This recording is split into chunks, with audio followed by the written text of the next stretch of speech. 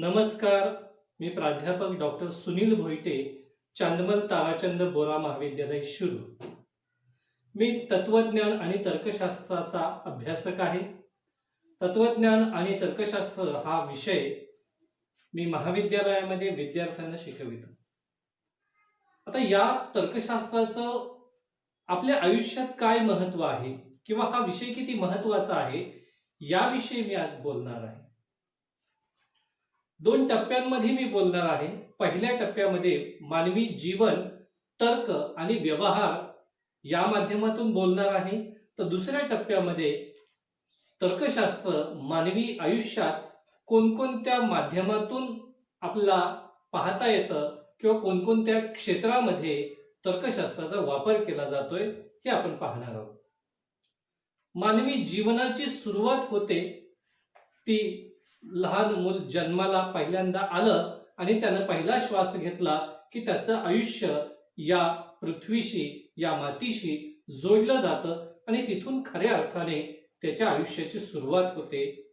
आणि शेवटचा श्वास सोडला की त्याच्या आयुष्याची समाप्ती होते असं आपण म्हणतो. पण जेव्हा सुरुवात होते मनुष्याची या पृथ्वी तलावरती, तेव्हापासून जसा तो ऑक्सिजन घ्यायला सुरुवात करतो तसा तो विचारही करायला सुरुवात करतो. किंबहुना आईच्या पोटात असताना देखील तो विचार करीत असेल.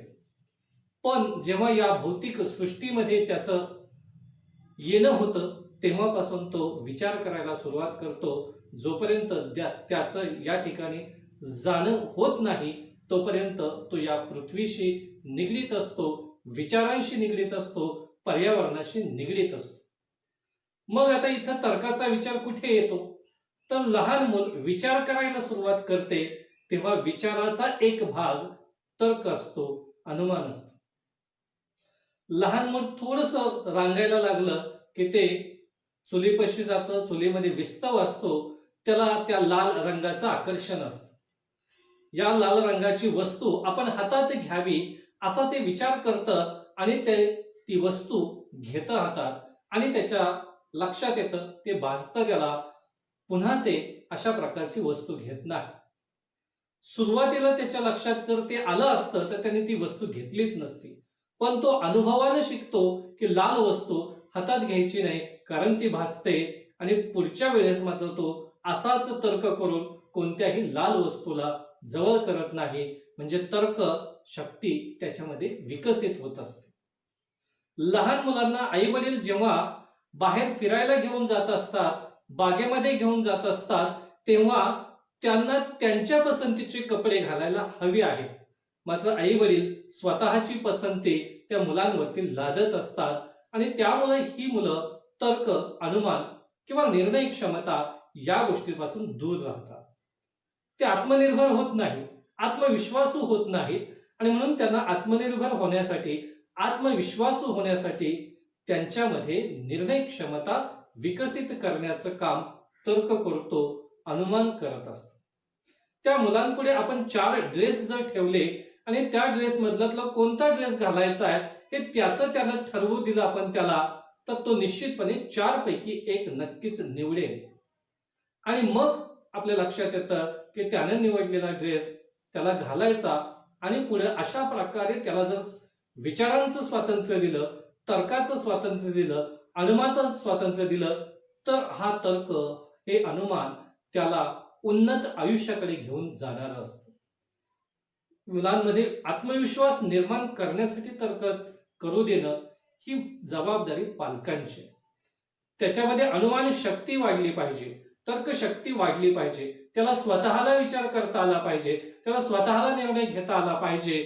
त्यासाठी त्याचं अवलंबित्व त्याच्यावरतीच असलं पाहिजे, त्याचं अवलंबित्व आपल्यावरती नको आहे. मात्र हे कितपत होतं तर आज आपण पाहतो की लाडाची मुलं असल्यामुळं मुलांचे खूप लाड केले जातात आणि त्यांचे निर्णय देखील आपणच घेतो.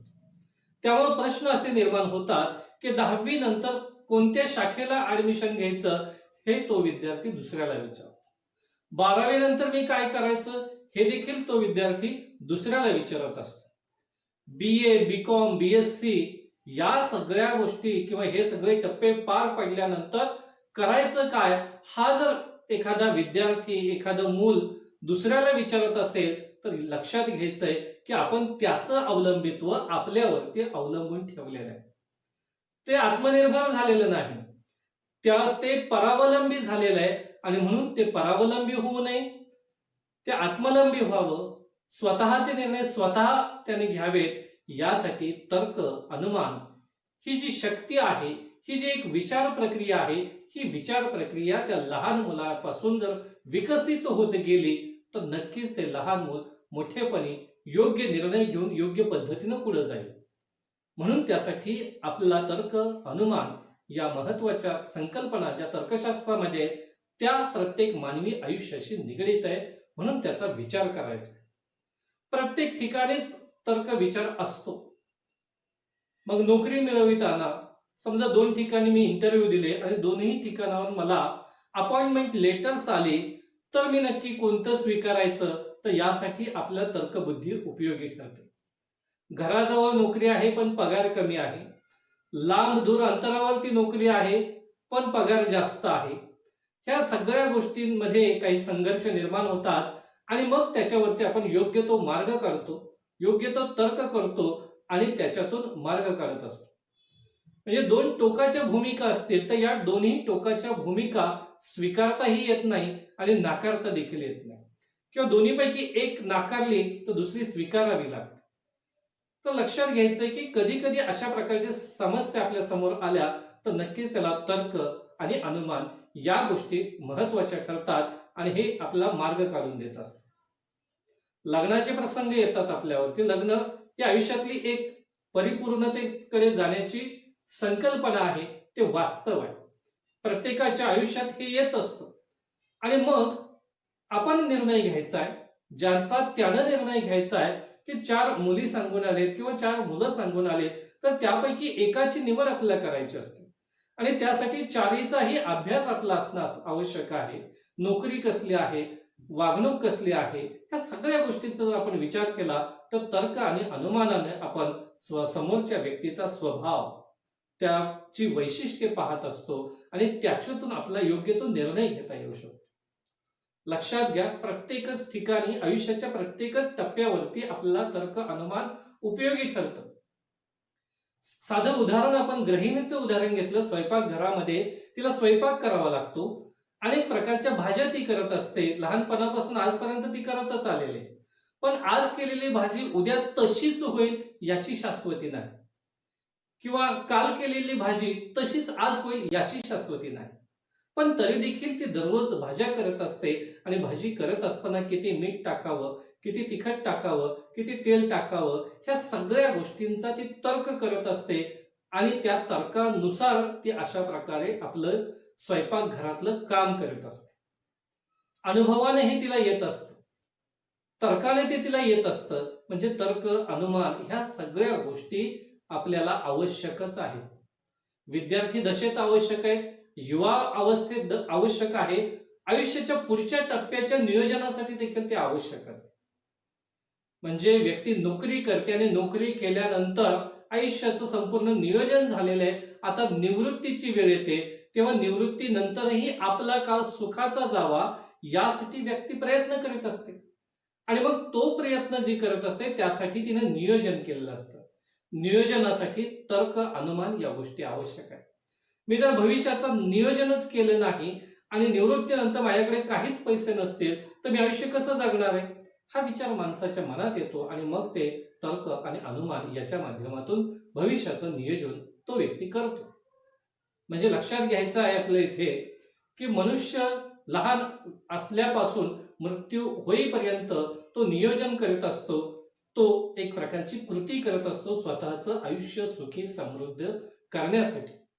आणि म्हणून त्याच्यासाठी गरज असते ती तर्कबुद्धीची गरज असते, अनुमानाची गरज असते. म्हणून ह्या तर्कबुद्धीचा, अनुमानाचा मानवी जीवनामध्ये खूप मोठा उपयोग आहे आणि म्हणून तर्कशास्त्र हे मानवी आयुष्याला लाभलेलं एक वरदान आहे. तर्कबुद्धी मानवी आयुष्याला लाभलेलं वरदान आहे. लक्षात घ्या, विचार हा प्रत्येक माणसाकडे असतो, प्रत्येक मनुष्य विचार करत असतो आणि हा विचार त्याला समृद्ध करत असतो. जेव्हा मनुष्याचा जन्म होतो तेव्हापासून तो विचार करायला लागतो, ते थेट मृत्यूपर्यंत तो विचार करत असतो.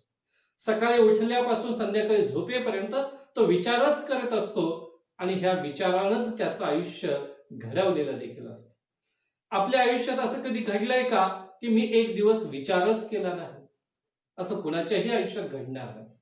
एक दिवस नाही, मी एक तास सुद्धा विचाराशिवाय राहू शकत नाही. मी एक मिनिट सुद्धा, क्षणभर सुद्धा मी विचाराशिवाय राहू शकत नाही.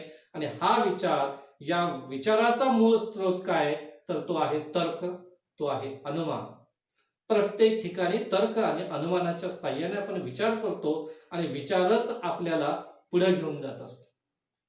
विविध क्षेत्रामध्ये आपला याचा वापर होत असतो. हे मनुष्याचं आयुष्य जन्मापासून मृत्यूपर्यंत तिथं आपला विचार करावाच लागतोय, तो तर्कशास्त्राचा भाग म्हणून आपण त्याचा करतोय विचार. आता दुसऱ्या टप्प्याकडे आपण जाताना विचार करायचा आहे की मग हे तर्कशास्त्र आयुष्यामध्ये जगत असताना जर उपयोगी आहे, तर या जीवनातल्या कोणकोणत्या भागामध्ये, कोणकोणत्या क्षेत्रामध्ये ते उपयोगाचं ठरतं. लक्षात घ्या, तार्किक बुद्धिमापन ही एक संकल्पना आहे. सर्व स्पर्धा परीक्षा, एमपीएससी असेल, यूपीएससी असेल, IAS परीक्षा असतील, जिल्हाधिकारी, अनेक पोस्ट आपला यूपीएससी, एमपीएससीच्या माध्यमातून मिळत असतात. बँकिंगच्या परीक्षा असतील, रेल्वेच्या परीक्षा असतील, सर्वच स्पर्धा परीक्षांमध्ये तार्किक प्रश्नांना अतिशय महत्व असतं. आणि मग हे तार्किक प्रश्न, तार्किक बुद्धिमापनावरती आधारित असणारे सर्वच्या सर्व प्रश्न तर्कशास्त्र, तर्कशास्त्राचे मूलभूत नियम काय त्याच्यावरती ते आधारित असतात. आणि म्हणून स्पर्धा परीक्षेमध्ये आपलं यशस्वी व्हायचं असेल तर तर्कशास्त्र हा विषय आपला अतिशय महत्वाचा आहे, त्याचा विचार आपल्याला करावा लागतो. आणि म्हणून तर्कशास्त्र अभ्यासणं, तर्कशास्त्रातील अनुमान, तर्क या संकल्पना अभ्यासणं, विगमन, निगमन या संकल्पना आपण अभ्यासणं आवश्यक ठरतं. त्यासाठी तर्कशास्त्र ही महत्वाची भूमिका बजावते. दुसऱ्या क्षेत्राकडे बोलतो तेव्हा न्यायशास्त्र आपण म्हणतो. न्यायालय आपल्याकडे आहेत आणि या न्यायालयामध्ये जे वकील युक्तिवाद करीत असतात, आपल्या अशिलाची बाजू मांडत असतात, तेव्हा ही अशिलाची बाजू मांडत असताना त्यांना तर्काचा, अनुमानाचा आधार घ्यावा लागतो. युक्तिवाद करावे लागतात. पण हे युक्तिवाद, अनुमान आणि तर्क हे तर्कशास्त्राचं मूळ आहे. आणि म्हणून तर्कशास्त्र जर पारंगत आपण त्याच्यामध्ये असू तर आपल्याला चांगल्या पद्धतीनं युक्तिवाद करून आपली बाजू भक्कमपणे न्यायाधीशासमोर मांडता येते आणि न्यायाधीश देखील समोर उपलब्ध पुराव्यांच्या आधारावरच न्याय देत असतो. न्यायाधीश कधीही भावनिकतेवरती किंवा पुराव्यांव्यतिरिक्त न्याय देत नाही, तर समोर जे पुरावे आहेत, जे युक्तिवाद केले गेलेले आहेत, ह्या युक्तिवादांच्या पुराव्यांच्या आधारे तार्किक पद्धतीनं न्याय देण्याचं काम न्यायाधीश करत असतात. आणि म्हणून न्याय प्रणालीमध्ये आपल्याला तर्कशास्त्र दिसतं आणि म्हणून ते तर्कशास्त्र अभ्यासणं गरजेचं आहे, आवश्यक आहे. आज आपण पाहतो की नवनवीन शोध लागतायत, पण हे शोध विज्ञानाचा भाग आहेत आणि हे शोध पूर्वीपासून लागतायत.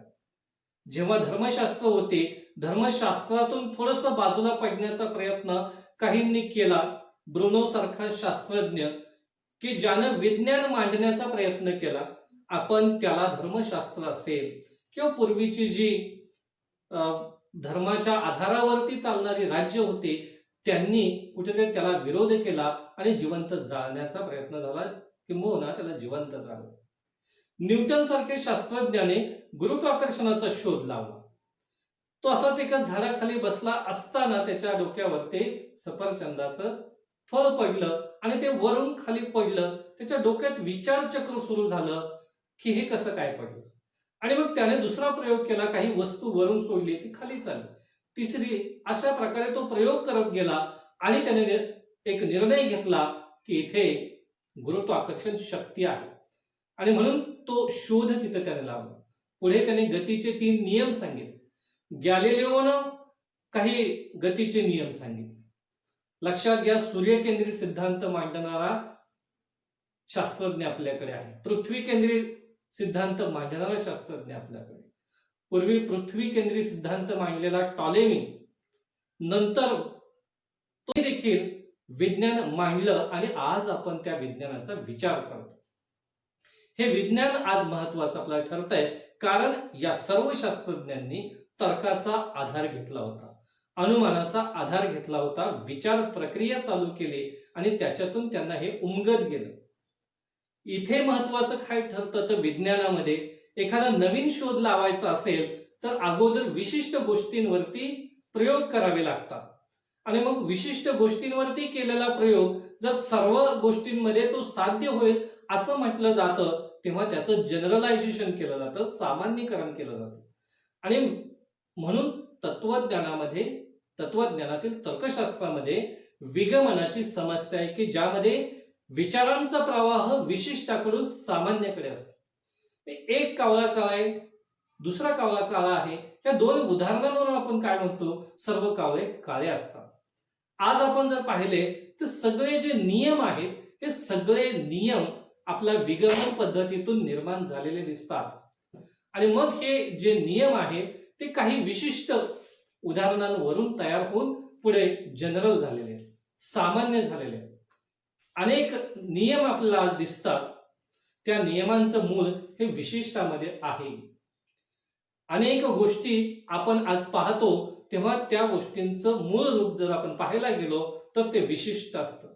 आधुनिक तंत्रज्ञान आज विकसित होत आहे आणि या विकसित होणाऱ्या तंत्रज्ञानामागे विज्ञान आहे की जे विज्ञान अगोदर एका विशिष्ट गोष्टींवरती प्रयोग करत असतं. जेम्स वॅटनं वाफेचा शोध लावला असं आपण म्हणतो, तेव्हा जेम्स वॅटनं खूप प्रयोग केले, 1 वेळा 2 वेळा 3 वेळा 4 वेळा, आणि मग त्याने एक सर्वसामान्य नियम वापरला की वाफेमध्ये शक्ती असते. हे विगमनातून आलेलं ज्ञान आहे. आजही जे जे तंत्रज्ञान विकसित होत आहे हे तंत्रज्ञान त्याच्या अगोदर विज्ञानामध्ये असतं आणि विज्ञानामध्ये आपण म्हणतो निरीक्षण आणि प्रयोग या दोन्ही गोष्टींच्या माध्यमातून विज्ञान तयार होत असतं. हेतुनिष्ठ एखाद्या गोष्टीचं अवलोकन केलं की त्याला आपण निरीक्षण म्हणतो आणि हे निरीक्षण प्रयोगाच्या अगोदरही असतं आणि नंतरही असतं. हे प्रयोग करण्यासाठी काही आवश्यक गोष्टी असतात, त्यासाठी आपण निरीक्षण वापरतो, मग प्रयोग करतो. प्रयोग हा नियंत्रित वातावरणामध्ये करतो आणि झालेल्या प्रयोगाचं आपण पुन्हा निरीक्षण करीत असतो, परीक्षण करीत असतो.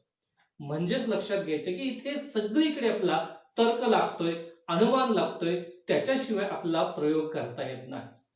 पण या प्रयोगाचा सर्वसामान्यांसाठी उपयोग करून द्यावा ही जेव्हा अपेक्षा व्यक्त केली जाते तेव्हा त्यासाठी तंत्रज्ञान निर्माण होत असतं. म्हणजे विज्ञानाचा व्यावहारिक उपयोग ज्याला म्हणतात ते तंत्रज्ञान असतं आणि ते तंत्रज्ञान दररोज बदलताना आपल्याला दिसतं. कालचा मोबाईल आज आउटडेटेड वाटू लागतो, आज घेतला मोबाईल उद्या आउटडेटेड आपल्याला वाटू लागेल, कारण तंत्रज्ञान हे क्षणोक्षणी बदलत असताना आपल्याला दिसतं. आणि म्हणून या तंत्रज्ञानाचा चांगला वापर जर आपल्याला करायचा असेल तर निश्चितपणे विचार करावा लागतो, अनुमान करावं लागतं. तर्क हा त्याचं मूळ आहे, त्या तर्काचा विचार करावा लागतो. हे आधुनिक विज्ञान हे पूर्णतः तर्क, अनुमान या गोष्टीच्या माध्यमातून विकसित होताना आपल्याला दिसतंय. कोणतीही आपत्ती आली तर त्या आपत्तीमध्ये ती आपत्ती घालवण्याचं सामर्थ्य असतं. कोणतीही समस्या निर्माण होते तेव्हा त्या समस्येमध्येच त्याचं उत्तर असतं. ती शोधक वृत्ती आपल्याकडे असावी लागते. एखादी आपत्ती कोणत्याही स्वरूपात येऊ शकते. एखाद्या विषाणूचा हल्ला आपल्यावरती होऊ शकतो, मग हा हल्ला परतवून लावण्यासाठी त्यासाठी औषध निर्माण करावं लागतं आणि मग त्यासाठी रिसर्च सुरू होतो. रिसर्च म्हणजे पुन्हा एकदा शोधणं आणि मग तो शोध जो असतो तो शोध आपण तर्क, अनुमान याच्या माध्यमातून करायला लागतो आणि मग आपण खऱ्या उत्तराकडे जात असतो. कोरोनासारखं जरी संकट असेल तरीही त्या संकटावरती मात करण्याचा प्रयत्न दिवस रात्र केला जातो.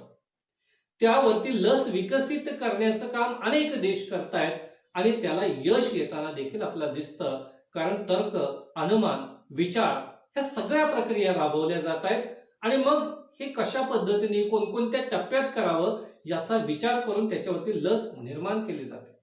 लक्षात घ्या, प्रत्येकच क्षेत्रामध्ये आपल्याला तर्क विचार आवश्यक आहे. औषध निर्माण शास्त्र हे देखील त्यातलं खूप मोठं क्षेत्र आहे की जिथं तर्क अनुमान या गोष्टी करूनच पुढं खऱ्या उत्तराकडे जाता येतं, खऱ्या विकासाकडे जाता येतं, खऱ्या प्रकारच्या औषध निर्मितीकडे जाता येतं. त्याही पुढे जाऊन आपण विचार करूया शेतकऱ्यांच्या बाबतीत. शेतकरी देखील आपल्या शेतीमध्ये पीक घेतात तेव्हा पीक घेण्यापूर्वी ते विचार करतात कशाचा, तर आपलं पाणी उपलब्ध आहे ते किती पुरेल, आपली जमीन कशा प्रकारची आहे, पुन्हा पाऊस पडण्याची काही शक्यता आहे का, ह्या सगळ्या गोष्टी तर्काच्या आधारे, अनुमानाच्या आधारे, पूर्वीच्या अनुभवांच्या आधारे तपासून पाहिल्या जातात आणि मग योग्य तो निर्णय घेऊन, योग्य तो विचार करून शेतकरी देखील आपल्या शेतामध्ये योग्य ते पीक घेतो. आणि म्हणून शेतकऱ्याला सुद्धा तर्क, अनुमान या गोष्टी महत्वाच्या आहेत. कंपन्यांमध्ये तो निश्चितपणे त्या गोष्टीची आवश्यकता आहे.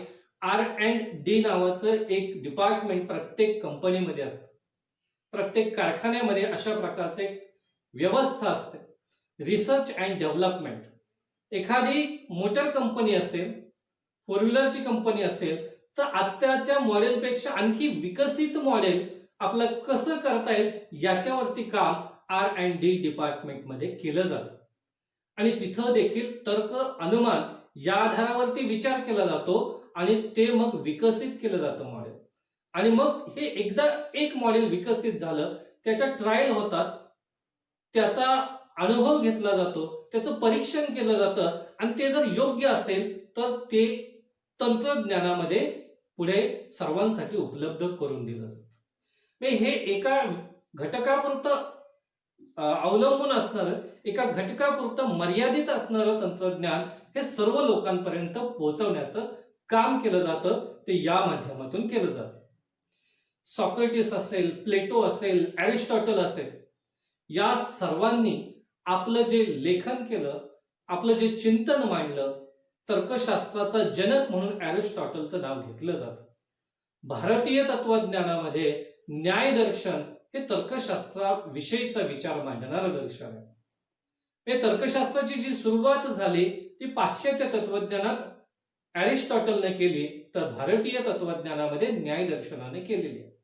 आणि म्हणून ह्या दोन्ही गोष्टींचा विचार आपण करत असतो. दोन्हीकडे समान असणारा घटक तर्क आणि अनुमान आहे, युक्तिवाद आहे. या सगळ्या गोष्टी विचाराला प्रवृत्त करणार आहेत. आणि म्हणून प्रत्येकच क्षेत्रामध्ये या सर्वच्या सर्व गोष्टी आवश्यक आहेत, लागू पडतात. आजही आपण पाहतो की एखादी नवीन निर्मिती होते, मग ती साहित्य निर्मिती असेल, कवितेची निर्मिती असेल, ग्रंथाची निर्मिती असेल, एखादा नवीन चित्रपट असेल, एखादं नाटक असेल किंवा एखादी स्पेशल डॉक्युमेंटरी असू शकेल, तर या प्रत्येक ठिकाणी विचार केल्याशिवाय पुढे जाता येत नाही. आणि विचार हा तर्क आणि अनुमानावरच आधारित असतो. हास्याचे कार्यक्रम हे तर्कदोषांचं एक रूपांतरण असतं. लक्षात घ्या की तर्क करीत असताना अनुमान हा त्याच्या जोडीने येत असतो आणि तर्क आणि अनुमानाच्या आधारावरती आपण विचार करत असतो. कोणतीही कविता सुचण्यासाठी आपल्याला कुठेतरी तर्काच्या आधारे विचार प्रक्रियेला सुरुवात करावी लागते, अनुमानाच्या आधारे विचाराला पुढे न्यावं लागतं आणि मग आपली कविता लिहून होते. भाषेमध्ये देखील आपण भाषिक कौशल्य वापरतो आणि कशा पद्धतीने आपण भाषा लिहिली किती इफेक्टिव्ह ठरेल याचाही विचार आपण करतच असतो. एखादा ग्रंथ लिहितो तेव्हा ग्रंथ लिहित असताना त्याची सुरुवात कुठून करायची आणि शेवट कसा असला पाहिजे हे कायमच आपल्या डोक्यामध्ये असतं. चित्रपट निर्माण होतं तेव्हा चित्रपट निर्मात्याला किंवा त्याचा जो लेखक आहे त्याला अगोदर विचारच करावा लागतो.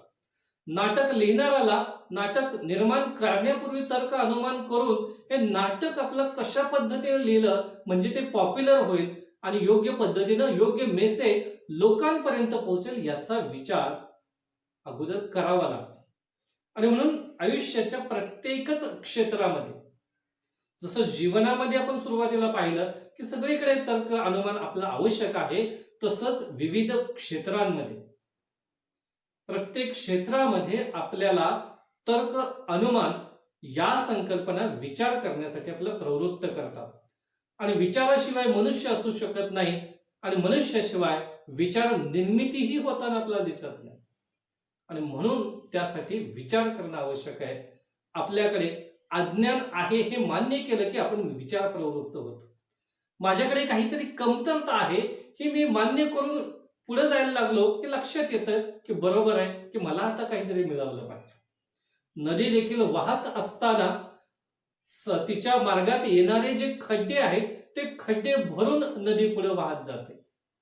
नदी कधीही त्या खड्ड्यांना वळसा घालून पुढे जात नाही. त्यामुळे मनुष्याच्या आयुष्यामध्ये येणाऱ्या अडचणींना सामोरं जाऊनच आपलं पुढे जायचं. नदी ज्या पद्धतीने खड्डे भरूनच पुढे जात असते, वाहत असते, आपलं आयुष्य देखील त्याच पद्धतीनं समस्यांना सामोरे जाऊन समस्या सोडून पुढे पुढे पुढे पुढे प्रवाहित केलं तर निश्चितपणे आपलं आयुष्य हे उत्तम, सुंदर आणि अतिशय छान पद्धतीने आपण जगू शकू.